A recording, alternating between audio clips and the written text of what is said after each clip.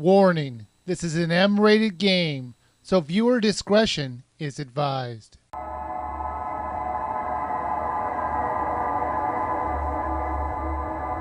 This game is a remake of an Xbox title of the same name. However, I've never played the original, so I'm not going to compare them. I'm going to review this game like the other one doesn't even exist. You play as Frank West, a photographer that learns that a town has been quarantined by the National Guard. He charters a private helicopter to get a closer look. He sees that all the action seems to be revolved around a huge mall. He tells the pilot to get him on the roof of the mall and return in 3 days.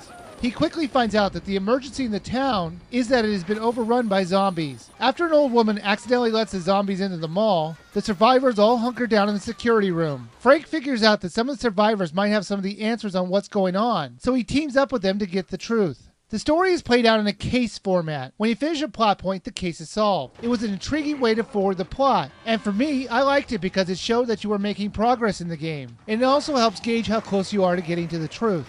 The graphics look better than a normal Wii game, especially in the cutscenes. However, the cutscenes were odd. They were obviously movie files, as his clothes would change and people who weren't around Frank would just appear like it was totally normal. I personally didn't mind it, but I just thought it was weird that they didn't use the in-game engine to play out those scenes. The missions that you would normally get is to save other survivors that are throughout this mall, since apparently you're supposed to care. I really doubt that anyone would brave thousands of zombies just to save one random stranger. It gets even more implausible when it gets late at night and all the lights are turned off, and you can't see a few feet ahead of you. Any sane person would at least wait until morning so you can at least see the enemies. But Frank doesn't care, and he'll blindly run into a crowded zombie-infested mall in the dark. Annoyingly, this open mall actually has blocked off areas so you can't walk through that area, since apparently no human or zombie could get past a rope or a couple sticks. This is really a problem when you're navigating the mall in the dark. You would often find yourself blocked and you will need to find another way around. The zombies were very generic looking and there were only about 20 to 30 models. They would normally move slow and be easy to kill. They would get more aggressive as the game goes on, so there is more of a challenge when that happens. The more you kill the zombies, the more your character will gain experience. If you can get enough experience, your character will level up, and you'll be given more attack power and item slots. There are even zombie animals running around.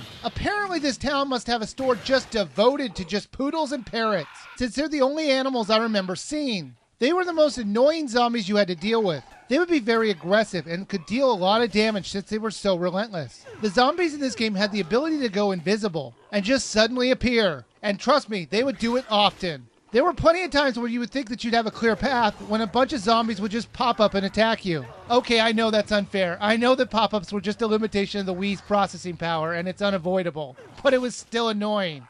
To kill the zombies, there were a lot of weapons you could use, from cash registers, knives, chainsaws, or even drills. Ew. Oh, that's a little messy.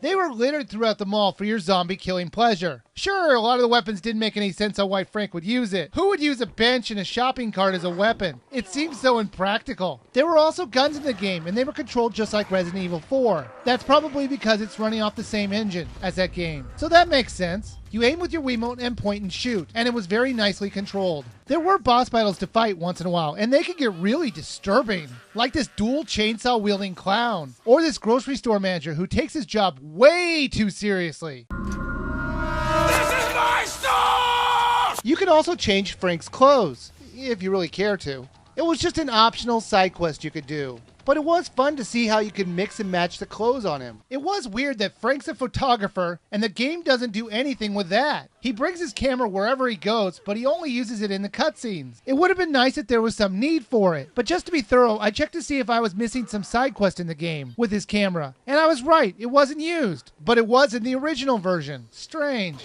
Dead Rising Chop Till You Drop is a fun game, but a bit mindless. But still fun. The game is very gory and earns its M rating. You will enjoy killing the different zombies in many different ways, and it will keep you coming back for more. So I think the game is definitely worth a buy.